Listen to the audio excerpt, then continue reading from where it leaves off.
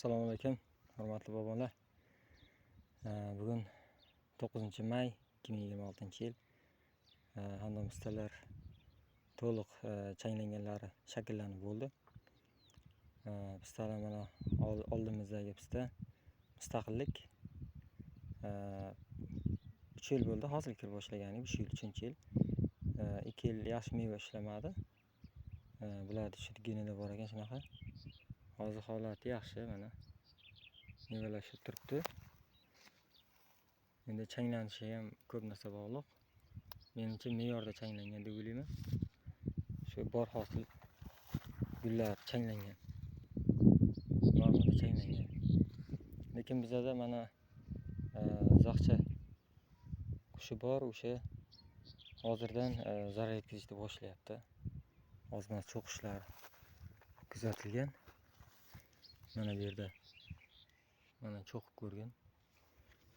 O'tgan yili pishgancha teginmagandi. Shu yil o'tgan yili ta'min olgan, yopishishni boshladi. Xudo xolisa mana hosildorlik yaxshi. Mana bu pistamiz ancha hosili ko'p ekan. Boshqa pistalarga nisbatan yaxshi changlangan mana. Ko'ramiz, hosildor juda ham yaxshi. Hop, pistalarimizga shiracha tushibdi. Endi ishlov berishimiz kerak ekan. Shirachalar dori sepadigan darajada ko'payibdi. Bitta narsani esda tutish kerak. Shiracha juda ham kam tushgan payti sepish shart emas. Iqtisodiy zararni ham hisob-kitobini olish kerak. Ko'proq katta joyga tushgandan keyin to'liq dori sepiladi, shunda hammasi yo'qib ketadi. Shunaqa gaplar. Mana bu mustaqillik.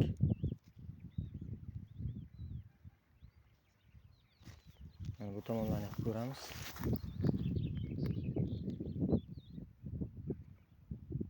Mustaqillik navi zo'r. Boshqalarga ham tavsiya qilaman.